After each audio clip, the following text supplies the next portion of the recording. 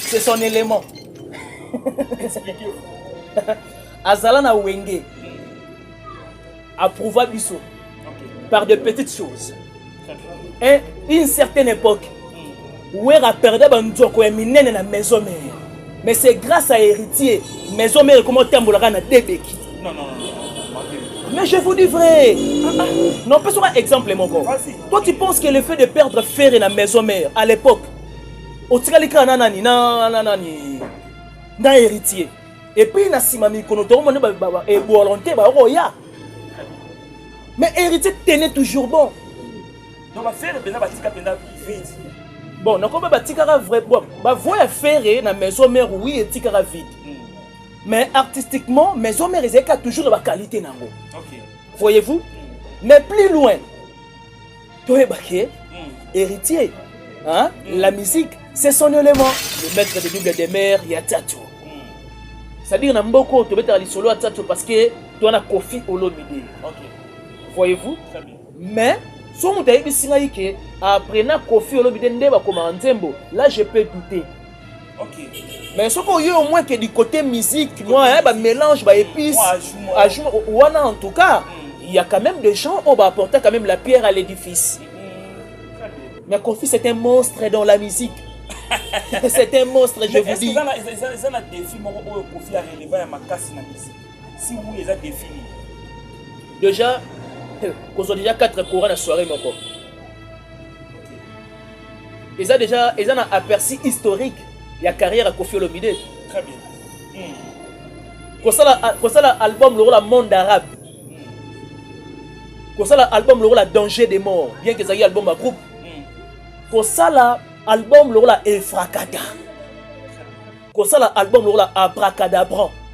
Affaire d'État. C'est-à-dire Kofi a un défi contre ma œuvre naïe, contre l'album naïe. Surtout tous s'abonner à podcast reality champion Niga. On va bien, histoire bien, émission bien, affaire bien. Asso Ferrari, nous avons des informations pour nous. Nenge kaka tolo baka biso tous s'abonner podcast reality champion Niga. Abonnez-vous massivement na podcast reality champion Nega. Ouais, tous s'abonner on a pena na podcast reality champion Nega. On a décidé de des informations sur ya quartier latin, ba vidéo, ba concert au bolinga kandeti lobby le 22. On a concert na Luanda. Vous s'abonner kaka na podcast reality champion Nega. Vous des informations sur Zaventem. Ici c'est Zaventem basse, les bassistes c'est des Kofi Olomide, quartier latin international. De Grand Mopao avec mon ami La Montagne. Animateur digital. Abonnez-vous massivement à Bandeli bien. Na podcast reality champion Nega. Et Okani. Mama talango ngezo beta.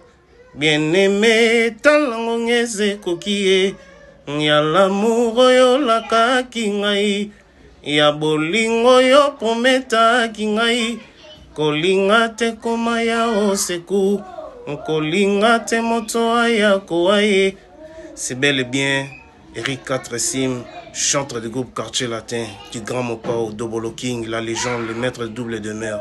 Je vous invite à vous abonner sur Podcast Reality Champion Niga.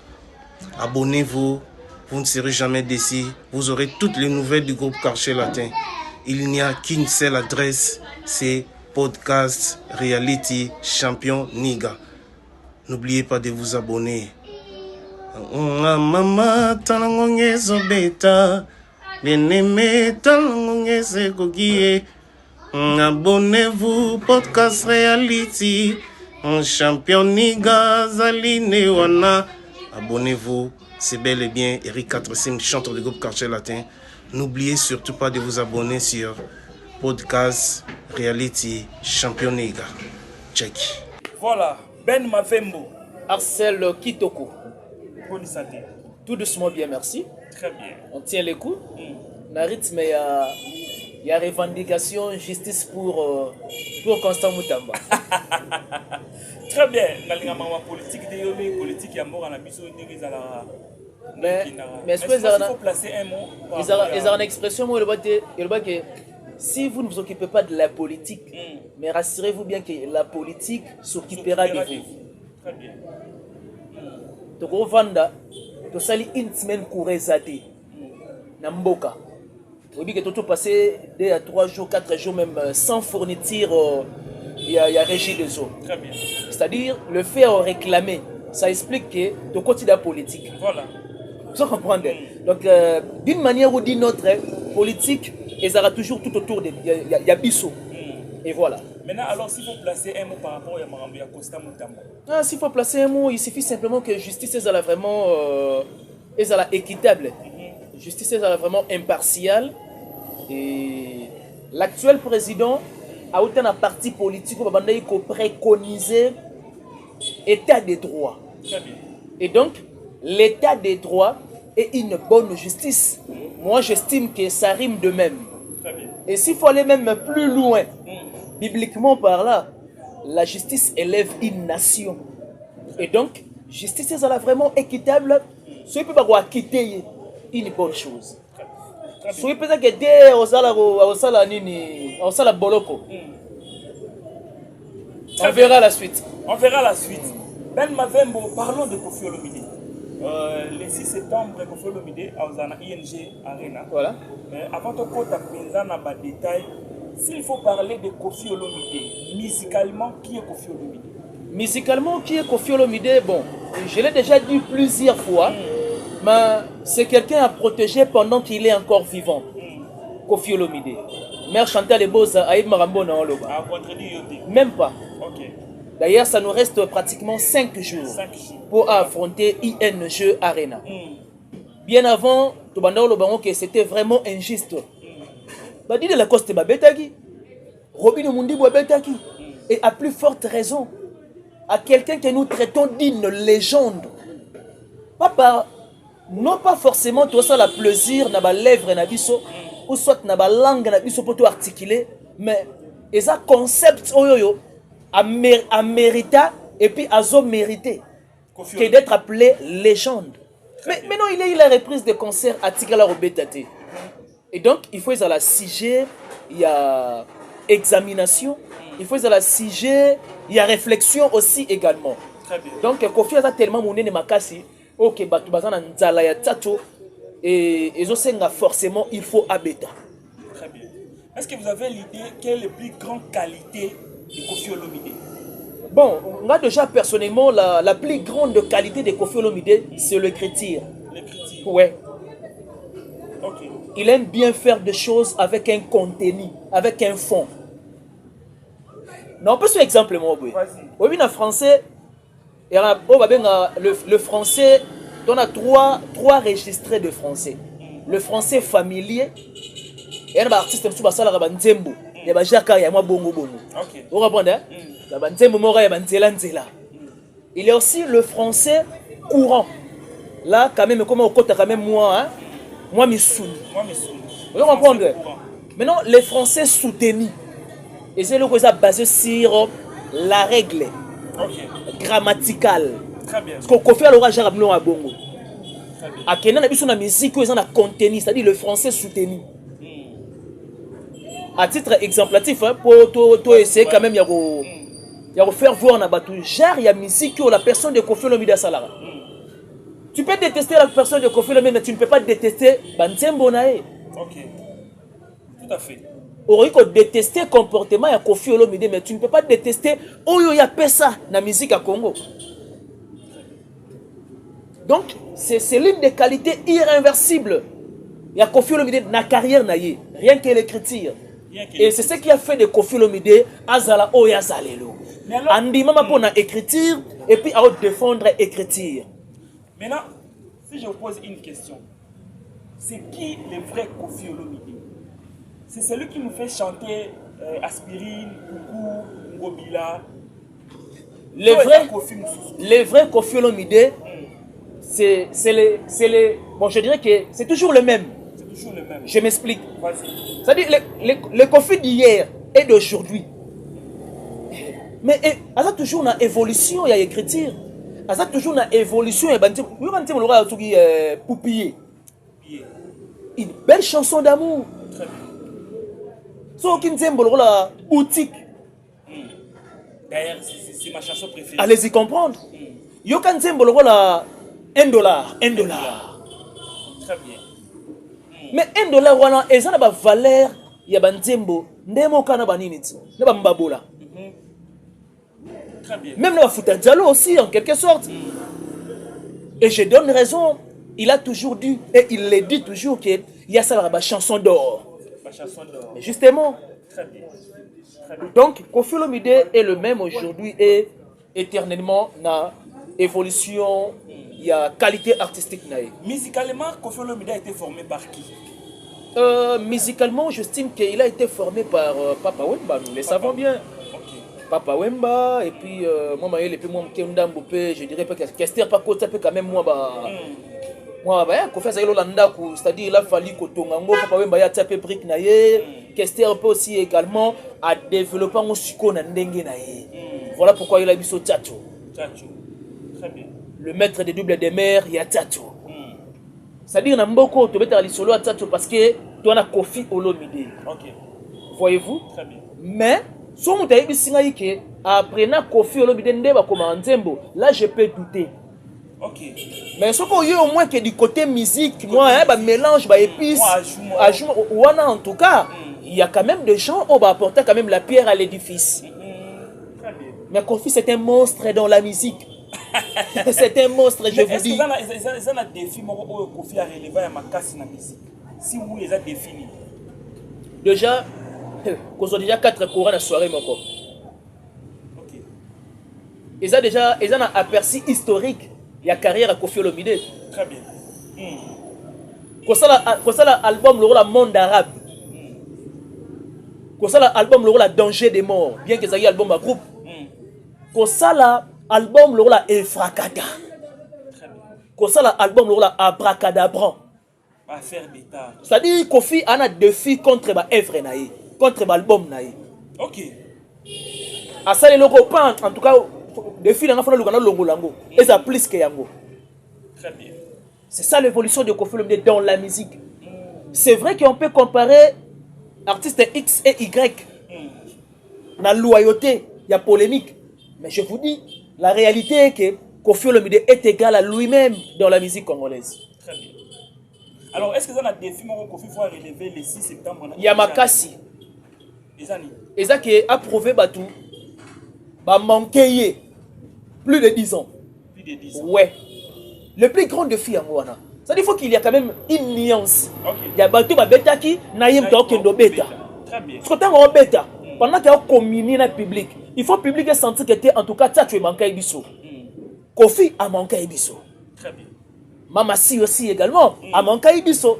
Très bien. Allez-y comprendre. Idéal les à la plein de musique. L'aider à la fois. L'aider à la fois. La bonne musique et puis les pleins. Pourquoi? Parce que Royemba m'a produit s'est retrouvé et monté quand même. Très bien. La beauté de l'art. Très bien. Pendant que vous avez un podium, la beauté de l'art, pendant que vous avez un podium, c'est rien que de communier avec des fans, avec des Koffi, avec des Koffiettes et des Cindy Love, avec des Spiritas aussi. Koffi Olomide, 59 ans d'âge. 69 ans. 69 ans plutôt. Voilà. 69 ans d'âge. Ben Mavim. Musicalement, nous sommes Koffi à Sali. Tout peut ça aider. Mérite soit dans Lelo, ambassadeur culturel. Ambassadeur. Justement. Mérite soit dans Lelo Yangoana. C'est-à-dire le fait que a la casquette sur ambassadeur culturel. Non, aïe bien goûté. Donc c'est-à-dire à mériter yango, il y a Oyo Yazali. Il y a Oyo Pesa na Congo. Très bien. Et plus loin, je suggérais, moi personnellement, n'a aussi géré que monument pendant qu'il est encore vivant. Tu inviteras à un moment donné, à titre posthume, tu rendras tout hommage à titre intime. Très bien. Pendant qu'il est encore vivant, tu peux ça ascenseur, il y a Oya Pesa na Mboka. C'est vrai, aujourd'hui, c'est un ambassadeur culturel. C'est une bonne chose. Très bien. Mais il faut qu'il y ait plus loin. Il y a Oya Pesa na Mboka. Alors, les gens se posent des questions. 69 ans d'âge, Koffi Olomide, il est toujours génération en génération. Alors, Veni Kofi Olomide à Sala qui pose à toujours à maintenir toujours succès. Non, mais l'intelligence est adaptative. L'intelligence, ça s'adapte. Très bien. C'est savoir s'intégrer à un nouveau système. C'est ça qui fait. C'est clair qu'on fait en Rwanda. Du fait qu'il est intelligent, il faut s'adapter à toute génération confondue. Très bien. Et puis il le fait bien. Très bien. Hier, na Vandi, na Palais, donc on a passé presque toute la journée na Palais. Il y a selfie. Quand photo, Buka Kingo, et quotité, Nabi, et ça par exemple, Nzembo yo, et revibrer ING Arena. Selfie wana. Et celui qui Nzembo la selfie wana, Didier Drogba, parce qu'il a même un challenge. Très bien. Samuel Eto'o. Une chanson planétaire. Mais je vous dis, légende. Il y a football, c'est un challenge. Très bien. À l'époque aussi. C'est-à-dire, c'est une chanson légendaire. Ok, Kofi Olomide a fait en sorte que Bakbaz a vraiment vibré. Très bien. Mais Kofi Olomide, physiquement, na âge, ils ont correspondre. Net sa qualité, il est toujours Kofi Olomide. Mais c'est parce qu'il a des moyens. Ah, il a comme moyen. Mais c'est comme papa. Ça dit pour maintenir santé. Ça demande des moyens, cher ami. Ok. Donc, pour maintenir santé, sans pour autant respecter les normes médicales. Très bien. Que on a conseillé en matière de médecine. C'est aussi l'une des raisons. Il y a un monde qui va maintenir. Mais il y a d'autres musiciens qui il a pris l'âge, mais il a un problème, il y a un problème de la musique. Mais Kofi Olomide, et ça simplement un manque d'entretien de son propre corps. Il y a entretien, il y a corps dans le monde. Ce que tu peux faire, c'est niveau de kirer en haut. Très bien. Pour maïsa canaliser bien. À plus forte que ce qu'on dit, au makila et tambola. Mais est-ce que spiritualité joue un rôle? Bon, pas forcément. Hein. Bon, quand on dit spiritualité, peut-être que c'est ça l'allusion. Par rapport à succès, il faut maintenir succès. Non, mais il y a la que Kofi, ce n'est pas un artiste par accident.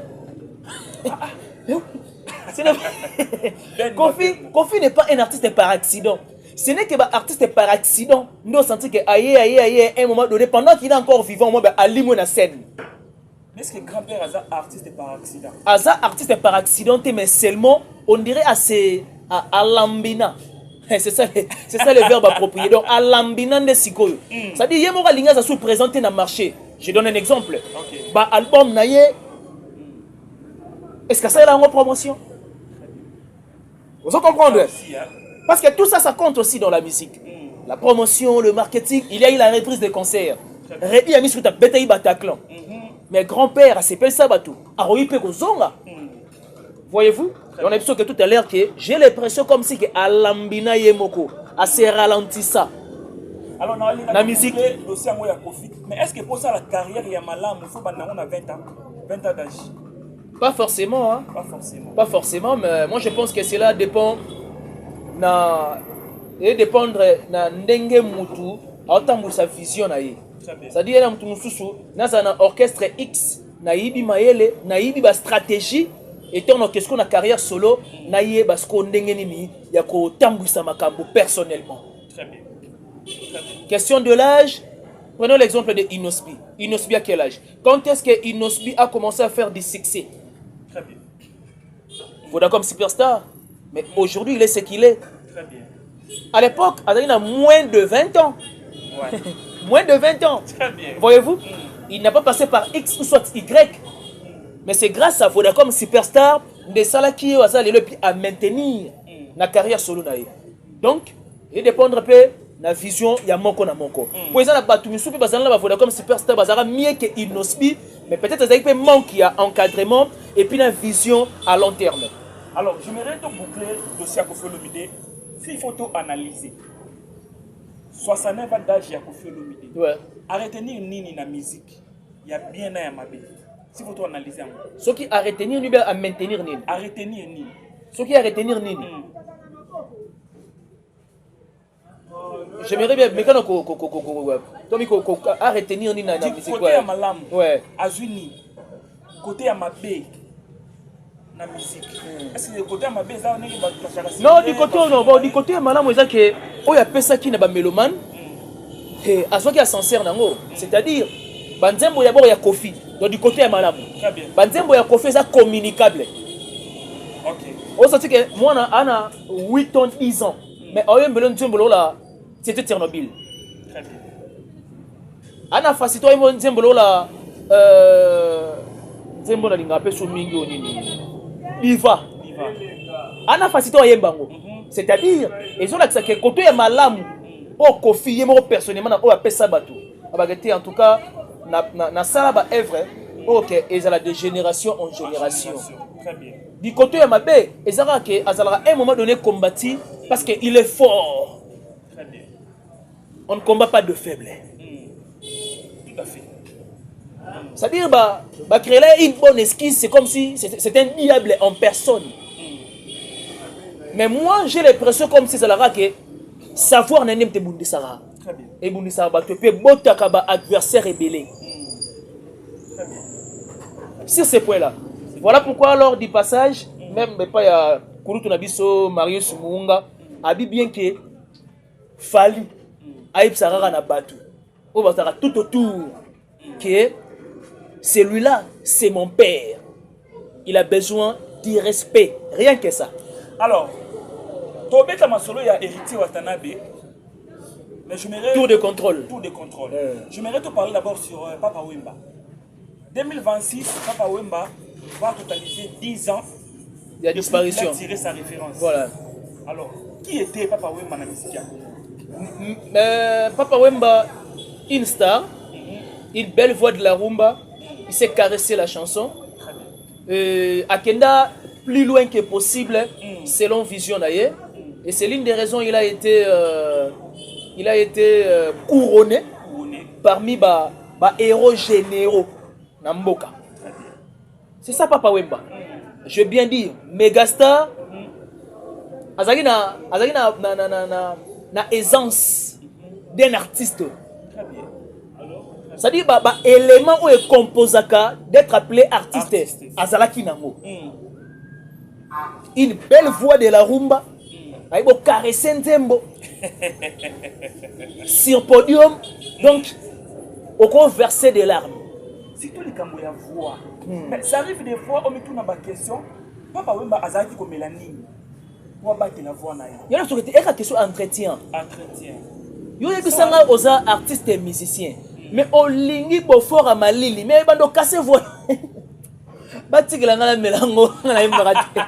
Yo imbarate yo lubara. Ngala lubara bati ngala. Ben mavembo. Comment expliquer artiste que ça c'est prohibé pour la voix, mais tu en fais en excès. Très bien. Tout en ignorant que tu as toute une carrière pour se faire ça batou. Et c'est un faux yemba. Très bien. Mais tu te donnes plus nabilora Malili. Tirbo ya pai epai, Tembo epai, Koyamune epai, Koyiblag epai. Aineke epai. Les gens epai. Donc, c'est une question d'entretien. Papa Wemba a très bien pour maintenir belle voix de la rumba, non pas seulement de la rumba, mais de plusieurs styles aussi. Il a fallu respect. Simplement, il y a une norme, il y a Mickey. Et voilà. Mais alors, physiquement, Papa Wemba n'est plus. Ouais. Musicalement, Azana Bisso. Bon, ils ont une expression, il a toujours été l'artiste ne meurt jamais. Quand on bien même l'artiste ne meurt jamais, oui c'est vrai, on fait plus maintenant allusion, il y a Evro Yatikela Bisso. Voyez-vous? C'est-à-dire spirituellement, il est éloigné de nous, mais physiquement, par Bantembo non, pas physiquement, il est éloigné de nous, mais spirituellement, tout se soulager n'a pas Evre naïe. Parce que Evre, c'est une question, il y a activité de l'esprit. Et on dit que physiquement, nous sommes diamétralement opposés, mais spirituellement, Tozanaï. On a des Papa Wemba en miniature, oui, Bazali. Ouais. Nous avons fait rigoler qui est Papa Wemba en miniature. Nana pas ça dans le vélo au Moroboé. Mais ta village Moloka, il va en kilengate. Faire peut faire du Papa Wemba. Mais Papa Wemba, à son temps, je ne pense pas qu'il pouvait faire du ferré. C'est trop fort, hein? Mais Ferré, c'est un artiste interprète. Ok. N'est-ce pas comprendre ni en soi? Donc Ferré, c'est un artiste interprète, c'est-à-dire Ferré Azan en mesure. Il y a interprété ma voix oyoyo que Batouana va interpréter. Très bien. Très bien. C'est ça la richesse de Ferré. L'interprétation. Merci beaucoup, Ben Mavembo. Parlons maintenant de Goka, Toto Yatebo. En regardant Héritier, Tour de contrôle. tout de contrôle. Mais est-ce que la musique est passionnée? Toi, ça la musique par accident. C'est son élément. Expliquez-vous. Azalana Wenge approuva Bissot Ok. par de petites choses. Très bien. Et une certaine époque, où elle a perdu la maison mère. Mais c'est grâce à Héritier, maison mère, comment t'emboulera na débeki. Non. Mais je vous dis vrai. Non, pas sur un exemple, mon gars. Vas-y. Toi, tu penses que le fait de perdre Ferré dans la maison mère, à l'époque, au Tigalika, na héritier. Et puis, na simami, kono to mo et volonté, ya. Mais héritier tenait toujours bon. Donc, on va faire le batika vide. Bon, donc on va batika vrai. Bon, bah voya Ferré dans la maison mère, oui, et tikara vide. Mais artistiquement, maison mère, ils ont toujours de la qualité nango. Ok. Voyez-vous? Mais plus loin, toi, héritier, hein? La musique, c'est son élément. Très bien. Donc, Nzambe appelle ça tout. Nous, c'est son don, papa. Yo, kasi so qui élément na été, on se retrouver à Tisco à tenir. On va tenir, au bétil, on a dit sur la Koffi Olomide. Mais que Koffi Olomide, ce n'est pas un artiste par accident. Et c'est pareil aussi avec héritier. Donc, c'est-à-dire, il y a une musique pour faire plaisir aux gens. Ou soit pas une profession, non. C'est un don. Mais alors, comment expliquer Moutou a un don? Ouais. Il y a musique. Ouais. À ça, les musiques par accident. Mais en plein concert, à vous ça la clash, à vous ça la boîte. Arcel, oui, bah, ça, ça, les numéros, mais papa. Oui, plaisir, ça, la raison. Car la émission est belée. Le bébé belé, hein. Oui, c'est vrai, il faut le bébélé. Qui dit un artiste au continent studio, au sali eve, mais plaisir yango. Est-ce qu'il faut y aller dans le banc, tu vas faire des sentiments, ça artiste, ça l'idée, ça c'est pas ainsi. Et renverse, non, et renverser mon qualité. Plaisir, il y a artiste aillé à se retrouver devant le podium, il y a oyemba, public peso yemba. Très bien. Ce n'est que des faiblards, bah, aura une bonne esquisse. Oh, il faut oyemba. Oui, on n'en disconvient pas. Il faut oyemba. Mais concert, la musique, c'est la fête. Très bien. La musique, c'est la fête. Si on fait, tu as fait pendant que tu as ici. Ah, mais non. C'est un contraste. À la génération, oh, il y a c'est vrai? Bon, on a encore le baboué. On a presque la même génération. Mais Nyon, c'est ça, ici, ok. Bah faire il n'a pas fallu bah ça a une longueur d'avance il y a carrière solo plus que héritier même Fabregas aussi également papa tant ou faire oyemba na maison mère héritage à wapi na Singapour na Chypre on parle génération déjà qui va bannir carrière il y a mon alobi yango qui bah ça na bongo presque même génération mais Nyon c'est ça où se situé et si ka ok oh ya bandi carrière liboso oh ya bandi carrière solo na sima. Prenez l'exemple de la maestro Fabregas. Azana ancienneté plus que héritier. Voilà. Mais en termes de réalisation, héritier à l'équipe Fabregas, là il n'y a pas de débat. On sait convenir dans là, selon Ben Mavim. Il n'y a pas de question selon la musique rime de même avec des exploits. Fabregas au bêta type le roi type planétaire le roi Yamado. Mais tu te retrouves Obi? Oui, héritier Zana Moté. Ça va, selon Bango. Très bien dit. Selon Bango, mais incapable de remplir une salle de 2000 places. Pendant que héritier fait des salles à 6000 et quelques. Soyons réfléchis à un certain moment. Tout laisser piliter. Ils ont juste des questions à Zouamayele pour que la musique rime de même avec des exploits. Vous êtes contre Fabregas à guide et héritier musicalement? Guide Anine. Il est le guide de sa génération. Ce qu'on a dit la question, à la génération Nini, pour pas ça y est, qui était un guide. À la génération. Hein? Mais maintenant, on va guide. Mais ça dit pas aider sonner. Génération ni bâtir à Fabregas, pour pas que tu as guide suprême. On tient la génération après faire Fali. Après faire Fali. Que Fabregas a dit guide suprême. Ah bon? Et ça, point de vue na bango, ça ne revendique pas la validité universelle. OK. Point de vue na bango. Point de vue na bango. Mais alors, Lélo, quand tu as l'héritier, tu as ceux qui va faire bon tout le monde va faire awera ba kofi ba jibe ba zate musicalement on peut compter des hits makasi on y a ça moi tout la tembe to compter ngo makasi naloba ngo peut-être même sous demain ou après demain soyi Koffi Olomide a déclaré retraite musicale na ngai na ba qualité ya ba nzembo na on se soulager pas héritier relève les assurés on est relève voilà une assurance moro absolue cher ami merci beaucoup Ben pour bango et na ba nzembo to kene to bani ko énumérer héritier na nzembo la coyote. Oui, bien, héritier na nzembo la fantôme. Héritier na nzembo irremplaçable. Vous comprenez bien? Très bien. Héritier na nzembo la DDD. Alors là, mon nzembo la DDD wana. E ba nzembo William Shakespeare avant de ce moi c'était bosco a pomper ba poésie. La qualité ba nzembo ba DDD mais la ligue on réagit parce que comme on a besoin dans la souka na likambo héritier ba lui as artiste moko ya problématique. Mais apparemment comme si na Congo pesa na on bongo ba lilia pe wana ba problématique hein. Apparemment. Naza na certitude mais naza na supposition. Apparemment. Ben Mavem. Mais il peut soit sur ba pic. En tant qu'humain, faut ça aller. Faut ça ngisa. Hein? Ana munoko esama pona ko articuler. Est-ce que les Congolais aiment hériter? Makasi. Quoi ni de? Makasi. Koffi Olomide en miniature va se plaindre na été. Personnellement, il a hérité pour Banzembo hérité. Na se plaindre na physique, le portrait physique d'héritier et j'aime aussi ses chansons. J'aime aussi ses chansons. Oui, bien sûr. Très bien. Alors, Ben Monsieur Sili, la clé. Bien qu'il n'a fan à Moutouté, mais je suis fan de qualité. Vous avez l'idée, la clé, il y a récité, il y a hérité musicalement. C'est son savoir dans la musique. Clé à récite, il y a vu une carrière journalistique. C'est le savoir que aux en journalistiquement. Très bien. Vous comprenez? Donc, clé, il y a récite déjà. Il y a héritier de la musique. C'est rien que son savoir. Très bien. Et c'est l'une des raisons à la solliciter chaque week-end, ainsi de suite.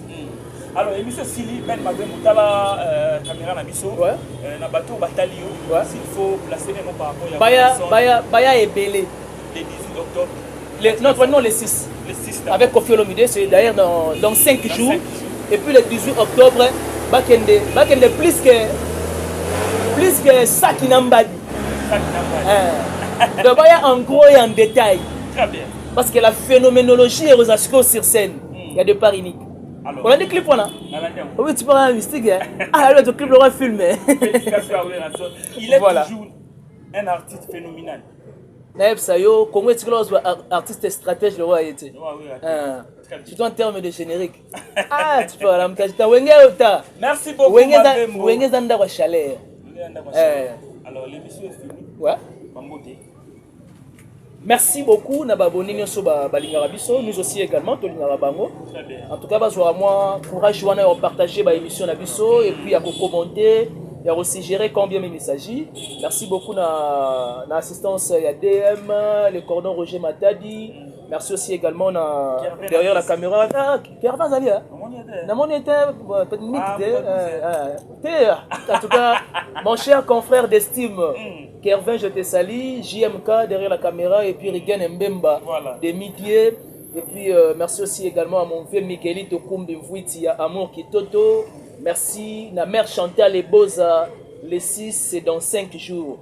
Bilamba ya Sikawana Latango Kangina nga ba photo tindelanga et ça un plaisir. Et merci aussi également à ma chère conseillère Maman Marie-Pauline depuis Paris. Un grand merci à mon cher cousin Andy Bopinda, mère Véronica et puis na mère Julie Tempoko, mère Béamie Ziboté na Katia Baboté précisément à Paris. Lourd PGS 1 contre 100. Nyongo ya sima caméra mais tu as dévoilé au liboso à caméra. Très bien. Bako ça me télé dans la TVT. Sois sincère envers toi-même. Merci beaucoup à les jeunes boss Jonathan Zoli. Depuis Paris, il y a Béni Ilele qui est la femme sage de Lemba. Et merci aussi également à Taylor les banquiers. Moi, je suis à Tongo. Benganga Ikolanda Lourdes. On est ensemble. Merci beaucoup Ben Mavé. Merci beaucoup Arcel Kitoko. Voilà, merci beaucoup Nabilo.